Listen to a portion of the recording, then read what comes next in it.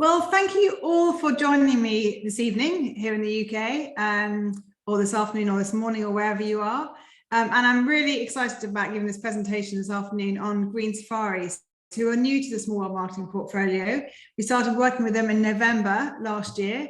And we were very lucky in the first month of our contract starting, they had already organised a fam trip which we managed to jump on. And so literally the first 2 weeks of our contract with them was down experiencing the properties, which is just the perfect way to start a new partnership. So Green Safaris is actually founded by, is a brainchild of Vincent Kouwenhoven, who's a Dutch man who has travelled through Africa extensively and is very passionate about particularly conservation and community work within Africa. He actually set up the Green Foundation, which actually has a whole separate website in terms of all the projects it does. But it's the idea, his idea was to really invest in a country where he felt tourism could bring opportunities, so real kind of frontier ecotourism. And he looked at destinations like South Africa and Botswana, but felt actually there the tourism was very well established and also already doing making great strides in terms of conservation and community. And he really loved Zambia, particularly Kafue. And so he decided to turn his attention to Zambia. And that's where the idea of Green Safaris really came from. So there are 4 pillars upon which the company is built. The first one is called Outdoing Your Imagination. So that is in terms of the client experience, really kind of taking them above and beyond what they anticipate. So that may be them staying in a tree house or swimming in a pool on top of big falls, or something that's just totally what they never imagined they'd be able to do. Empowering the people is the next one. So it's not just in terms of employing them, but they spend a huge amount with training, upskilling their staff and working very, very closely with their community managers to make sure that actually it goes way beyond just the job. Conserving the environment is the third pillar. So that means if you took everything away, what would be your footprint? And that's really the thinking behind particularly the silent safaris concept, which is their focus on electric safari vehicles and solar boats. And also reforesting. So in terms of really minimizing the footprint of where they are operating. And then the fourth one is protecting the wildlife. Through this pillar, they're actually doing a lot of work in conjunction with some amazing organizations that are already running within Zambia. So particularly Panthera and also the Zambia Carnival Program and the Conservation South Luangwa. So they're working really, really closely with those different conservation projects to support them in their work. So those are the 4 pillars upon which the company is built on. But the company itself, the Green Safaris, actually, the properties make a really great circuit. So most people will either start in Tongabezi and end at Kaya Mawa in Malawi, or you can flip it and end in Tongabezi and start in Kaya Mawa. But essentially the circuit works brilliantly together. So what I'm going to do is take you through the circuit today in a way that most of our guests actually do it, which is starting with Tongabezi. So Vincent first started his journey with Green Safaris with actually Ila Safari Lodge, which has been running now for about 10 years in the Kafue. The next acquisition was Kaya Mawa in Malawi. Many of you may know Kaya Mawa and know James Lightfoot, and James was actually already following really these 4 pillars that Green Safaris had as their key kind of foundations. The next property to come to join the collection was Tongabezi. With the sad passing of Ben Parker, Tongabezi joined the portfolio, and it made perfect sense because Tongabezi and Kaya Mawa already had a very, very strong partnership. In the fact they're actually owned by brother-in-laws, and they had real synergies and worked very closely together already. So those two were, made perfect sense for them to kind of join the portfolio as well. The 2 new camps we opened last year was Shawa in South Luangwa, which opened in June, and Chisa Busanga in the Busanga Plains that opened in July. So it's really exciting because you've got a combination of these very kind of what we call grand dames. So Tongabezi and Kaya, who've been around, well, Tongabezi's been around for over 30 years, but yet also these brand new properties as well. And the Green Circuit really connects the whole thing. And the idea is we can serve the guests from start to finish, and it can all be booked through Green Safaris. The flying times between the different locations, so between Livingstone and Kafue, so flying from Tongabezi up to Ila, takes about 1.5 hours. There is actually a plane based at Ila which does a short hop between Chisa and Ila, which is about a 20-minute flight. The road charter, you can charter by road or drive by road from Lusaka to Kafue, which takes about 3 hours. All the charter price is about 40 minutes. And then from Lusaka up to South Luangwa is about a 1.5 hour flight with pro flights. Then from South Luangwa connecting to Kaya Mawa, you have to come down via Lilongwe and then up from Lilongwe to Likoma, and both of those flights are about an hour. The idea is we are going to try and put a customs post in Likoma Island. I know this has been spoken about before, but we are getting very, very close to it. So it's very exciting because that means you can just fly straight from South Luangwa straight to Likoma Island on Lake Malawi, which will make a huge difference. And so that's looking really exciting. And we also have introduced on Lake Malawi in April, we're introducing a new high-speed boat that will probably not be used so much for guests, but it's going to be used a lot more for particularly getting customs officials across to the airport, which means it's going to be much more likely for us to be able to do it as a customs entry point. But also in terms of staffing, on Likoma Island, Green Safaris also own a little backpackers called Mango Drift, so it would be perfect for that market as well. So probably not for the kind of Kaya Mawa clients, but it's useful to know that actually this high-speed boat is coming in April as well. So starting with Tongabezi. So Tongabezi is over 30 years old now. And this is actually, sorry, just a quick overview of the rates of the different properties. I'm not going to go into rates and too many facts about the different properties in detail, because obviously I haven't got much time. This is more of an overview of Green Safaris, but we do have some fantastic fact sheets on each property, really detailed fact sheets, and obviously I'll send you through all the rates and the specials. The specials are really super easy to remember. It's stay 4, pay 3, and that is applied all year round, and it's applicable to all properties. And that is also combinable with our long stay discount, which for 3 nights or more in one property, you get a long stay discount. So it makes it very, very affordable. So starting with Livingstone, Victoria Falls and Tongabezi. So Tongabezi this is pillar number 1, outdoing your imagination. And when you arrive at Tongabezi, it is the most sensational view of the Zambezi River. It's absolutely stunning. It's about a half an hour drive from Victoria Falls, and it's just the most beautiful spot on a kind of bend in the river. So it's absolutely stunning. When we first arrived in November, we arrived and we had to do our PCR test straight away because we were flying out the next day. And I joked with the doctor saying this, must be the most beautiful location for doing a PCR test overlooking this river. It's an absolutely stunning property. And there's lots of different accommodations to suit all different types. So the entry-level rooms are our river cottages. They're right, as the name suggests, right on the river. We then have the tree house. The tree house is really cool. It's completely open. It's built up into the rocks. It's probably not for a particularly American market. They might be a little bit more nervous about sleeping in a room that's so open, but it's absolutely beautiful, right on the river, built into the rocks, very, very cool design. Unfortunately, no AC in that room because obviously it is open, so it wouldn't work, but they do have an air cooler over the bed. And then we have our luxury houses, so Nut House, Bird House and Honeymoon House. And Honeymoon House actually has a plunge pool.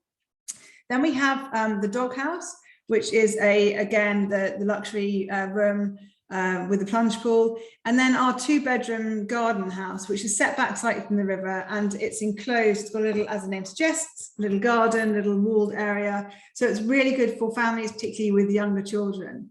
Tongabezi is open all year round. And these are the seasons, which I can send you through more details on in the fact sheets.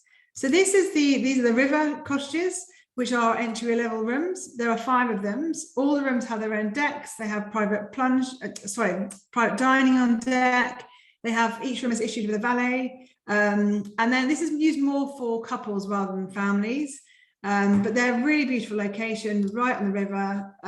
Beautifully, it's all the interior design at Tongabezi is just off the scale, amazing. That you can see the view of the river more clearly there. But just utterly stunning location and really, really cool design. And then our honeymoon rooms, Bird House and Nut House. Nut House is due to undergo a major renovation this year. But again, you can see the beautiful design. And then the Dog House and the Garden House are our family units. So they are connected by, the Dog House is connected by inter walkways, and they all come with. Right, so these are the garden cottage. This is very good for families. It's got a little plunge pool, but as you can see, it's all completely enclosed. So you've got no worries about younger kids being near the river. We stayed in this room when we were there. It's absolutely enormous. You can definitely fit an extra bed, or even probably 2 extra beds in that room as well. So that it's 2-bedroom already, but if you had a family, say with 4 children, they could easily fit them in the room as well. And then this is a very cool tree house, which is a very open one. Tangala House is our exclusive use property, which is utterly stunning and just set back from, set slightly away from Tongabezi, so very, very private. Sindabezi is the island experience. So there's only 5 rooms on Sindabezi, 1 honeymoon chalet, which is quite a bit bigger, and then the 4 open-fronted fat chalets. We only allow children aged 14 and over because it is very open, as you can see from these images. It's on an island in the middle of the river. It's very, very cool. It's very chilled. It's totally getting away from it all. Up until now, you've had to get to Sindabezi, you've had to come through Tongabezi, but they're now setting it up so you can go direct to Sindabezi. You don't have to check in at Tongabezi, which is great. So it's a more direct, it's about a kind of 10-minute boat ride from Tongabezi. And then in terms of activities, there's loads of activities to do around this area. This is our squeaky sandbar. So it's an absolutely beautiful spot where they set up for private dining, and they have candles everywhere, and your food is brought over to you by your valet on a little boat. This is also the pontoon dining as well. And then this dhow was brought up from Malawi. So you've got loads of different activities you can do from Tongabezi, but obviously the main activity is you are very near Victoria Falls. So it's all about getting to the falls, getting there, experiencing it. It's utterly beautiful. It's about half an hour drive away. Tongabezi actually own Livingstone Island, or Green Safaris actually own Livingstone Island, which is this amazing island right at the top of the falls. And they also, as part of Livingstone Island, they own Devil's Pool, which is this one, and Angel's Pool, which is just nearby. And this was our group we took on our family trip in November. Probably one of the most terrifying things I've ever done in my life. But they've been doing this for 30 years and haven't lost anyone over the edge yet. And luckily we were all managed to stay in one place as well. It is amazing. It is absolutely one of life's bucket lists. It's utterly terrifying. I hate heights. And probably what was more terrifying was the little fish that nibble your feet that you're not told about until you're actually in the water and experiencing it.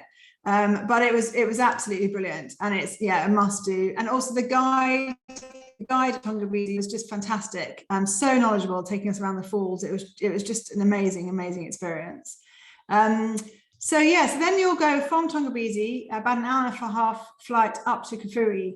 So Kafue is an amazing national park. It really was the kind of the national park of about 40 years ago. In fact, Vincent was telling us that Margaret Thatcher actually had her own safari lodge there, that she used to invite heads of state to fly in and have very highly powered meetings in the middle of the Kafue. It really was the park for Africa. And unfortunately, due to mismanagement and just being kind of abandoned, it's sadly, it obviously lost its position as the kind of prime game experience.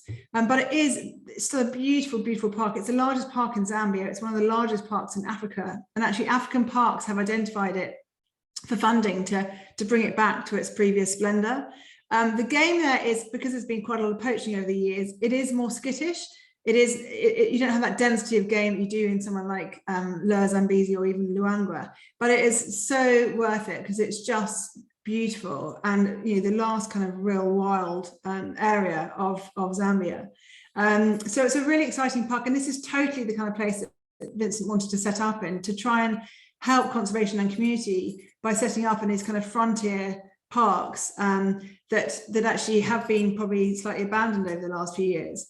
So Ila Safari Lodge, he built about 10 years ago. It's located right on the river, absolutely beautiful. It's probably one of our biggest properties. So there are 10 tents in total, 6 with indoor and outdoor showers, 2 with this beautiful big outdoor bathtub, and 2 family units. It is closed from the 31st of January to the 3rd of March due to the rainy season. But it's a most amazing setting right on the river. These are the rooms. They're built as tents on these wooden platforms overlooking the river, and just this lovely kind of panorama of the river, in front of you, which is always very, very relaxing. These are our beautiful outdoor bathtubs, and just the most amazing spot to be located, and their lovely main swimming pool as well. So the game experience in Kafue, we were really lucky. We saw a big pride of lion, Ellie's. We saw an amazing cheetah, which we sat down with the guys from Panthera, which is the amazing charity they work with up in Kafue, and they were very excited about us seeing our cheetah, the cheetah, particularly as she was quite easy to identify because she had a cataract, so one of her eyes was a different color. But it was really phenomenal sighting, and particularly it's made even more special because obviously Kafue is so big. It is harder. There's not the density of game that there is elsewhere. But absolutely, incredible and very, very powerful. And one of the most amazing experiences of that cheetah sighting was actually, that is when the electric vehicles. So Green Safaris have their newer camps, so Chisa, Shawa, and Chisa and Shawa, 100% solar, and Ila is as well, but they all have generator backups in case they need them. But they also all have electric vehicles, so your guests can have this amazing what we call silent safari. And when we really realized quite how powerful it was being in an electric game vehicle was when we saw the cheetah, and she was sitting there with her kill under a tree, and we got relatively close to her, and then we turned the engine off, as you do, and we sat and observed her for a while. And then when we started the engine, I was kind of waiting for that big diesel kick that you nearly always get when you restart the engine when you turned it off. And we just literally just drifted away. It was amazing. She hardly even flinched. It was so quiet. So it was incredible, not only being amazing for the environment, it's an incredible game experience being in these electric vehicles. But just, the variety of game. And then also you have the river. And we also have, as well as having electric vehicles, we also have this solar powered boat, which again is totally silent. So it's a really cool thing to go out on the river and go for your sundowners or go for your lunch and just be totally silent. It's quite a very, very special experience. So then from Ila, so sorry, one thing I should say actually, Ila is actually named Ila because it's named after the tribe, the Ila tribe. They are from that area. They are very depleted. There's hardly any left now, and one of them was actually our guide. So it was really interesting talking to him about the camp and about the lodge and about the tribe, after which it was named after his people. So that was a very very interesting insight. Chisa Busanga Camp is our newest camp.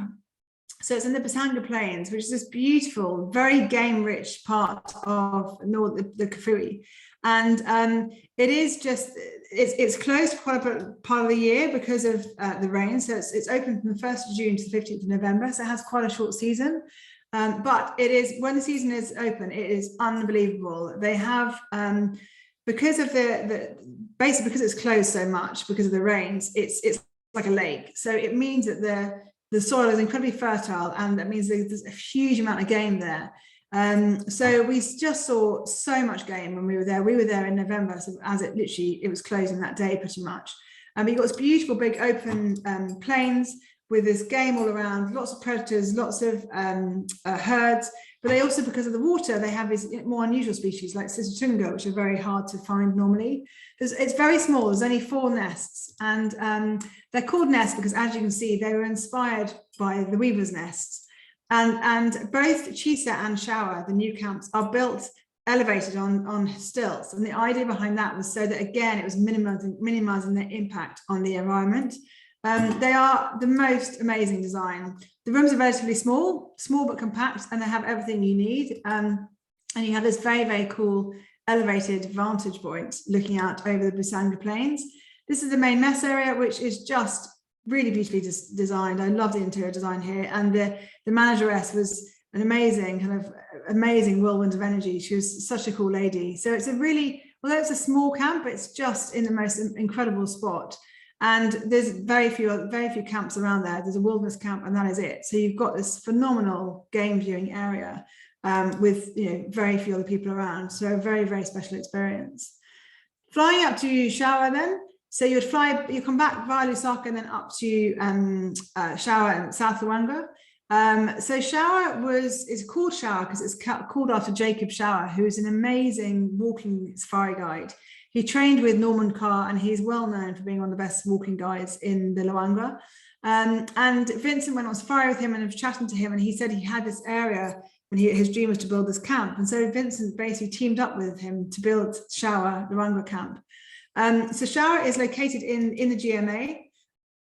So it's just literally across the river from the park. It's outside the park in Sefu. but it's literally, it's on the river, and the park is then there. So it is, they pontoon across to the park. But it's a really beautiful area. Again, very small, only 5 tents. So 4 luxury tents, 3 of those can be twin, and then a family unit, which has 2 kind of interconnecting tents, which you'll see. It's open 1st of May through to 4th of Jan, so a longer season.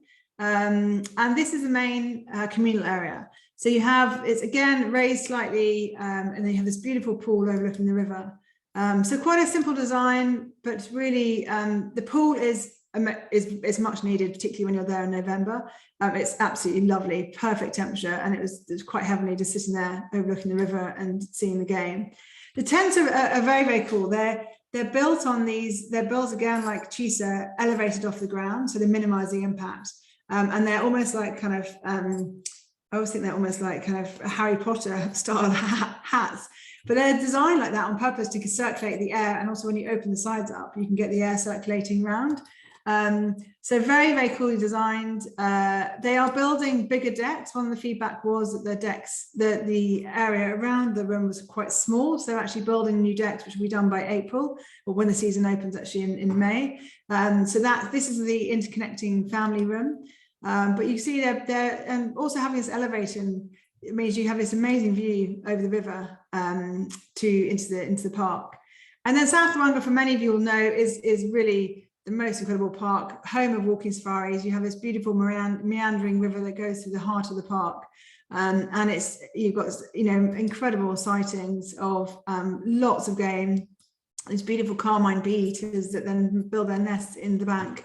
So there's loads of things to see and do in Luangwa. And it's about a 40-minute drive from Furi, the airport. So it's very accessible as well. So it's not a great big long transfer to get to. So then you'll end up in Kaya Mawa on Lake Malawi. So you can fly, at the moment we're flying via Lilongwe, so it's about an hour flight down to Lilongwe and an hour flight up to Lilongwe to Lake Island.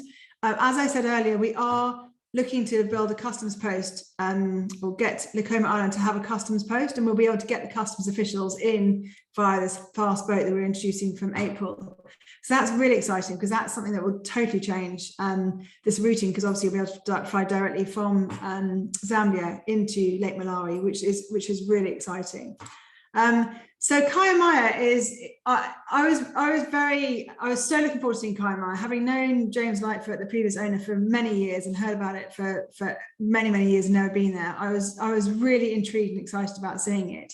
I think a lot of people, when they sell Southern Africa, straight away presume they should send them to the coast, either in Mauritius or Mozambique or wherever, but actually they almost don't think of Lake Malawi as having a coast. And when you're sitting in Kaya Mawa, you could be on the ocean, because all you can see, as far as the eye can see, is water.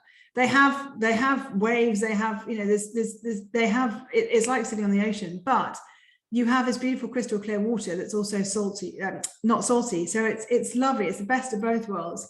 Kaya Mawa has got various numbers of rooms. They are quite complicated. I'm not going to go through them all now, because I would be here for quite a long time, but you'll be very glad to know we've got a very thorough fact sheet with all the different rooms outlined, so you can work out exactly which room would work well for your clients, or speak to our reservations team, who are amazing and know them so well that they'll be able to suggest exactly which rooms you could stay in. But essentially there's rooms for couples, for families, for exclusive use, and they're all designed differently. I mean, they've all got echoes of the same interiors, but they're all built into different ways. Some are in the rocks, some are in wood, some are overlooking the water. So it's very, very varied. Kaya Mawa is open from 1st of April through to the 4th of Jan. And it is just the most beautifully designed, chilled property. It's just so cleverly designed with wooden walkways, really blends in well to the environment, and just has these incredible kind of design features that is echoed in Tongabezi as well, that the previous owners were amazing at doing. And Green Safaris is working very closely with their interior design company, which is predominantly COTTAGE, which is this amazing women's group that make, I'll show you a slide later on, make phenomenal interior designs. So the rooms are just very varied and very beautiful. So you have some elevated, some have plunge pools. But what they all share is obviously this amazing environment. And in terms of activities, there's loads of things to do on Kaya Mawa. You've got kite surfing, you've got diving, you've got snorkeling, you've got stand-up paddleboards, you've got kayaking, sailing. This is Katundu, which we would go and see. Literally, it's like a kind of 10-minute walk there. So this was the women who get these, all the kind of old glass. We joke saying this was our stash from our farm trip. It wasn't. This is over, quite a long time gathering these bottles. They basically recycle all the glass bottles. They put them into this tube, which is turned around, and the bottles are broken. The glass is put in the tube, so it's turned around with sand, and it basically smooths off the edges, and they make them into these most beautiful glass and copper chandeliers. So it's really interesting to go and see, not only see where the interiors have come from, but also it's a very successful little organization. They're now shipping worldwide. So it's phenomenal. It's been set up on this island in Lake Malawi. One of the other really cool activities to do is both Chisa and Kaya Mawa have electric bikes. So it's really fun to take an electric bike, and you go off with your map. You can't get too lost. There's literally like one road in the Kaya Mawa Island, and off you go. And this is Alice, my colleague, who just surrounded by kids. They just love the bikes. And another thing to go and do and see is go and see the cathedral, which is really interesting, which is very near the boat or the airport. So when you before you go to the airport on your way back or airstrip, you can pop in and see the cathedral and have a guided tour. When you first arrive at the Kaya Mawa Island, you get off the airstrip and you're met, and you walk down the beach and you're literally met by boat. So you don't get in the vehicle at all, which is great. Yoga is another very popular thing to do. So it's really lovely way to it's the perfect environment for doing yoga, looking out over that beautiful blue sea. So just a quick recap of the 4 pillars, really, and what Green Safaris was built on. So outdoing your imagination. So whether you're staying in a treehouse, sitting in Devil's Pool at the top of Victoria Falls, going on an electric bike in Busanga Plains, empowering the people, conserving the environment and protecting the wildlife. Those are the 4 pillars that Green Safaris is built on. They have a dedicated kind of social impact team who are working constantly on different projects across the properties. And as I say, they have a whole separate website on the Green Foundation and the work they do.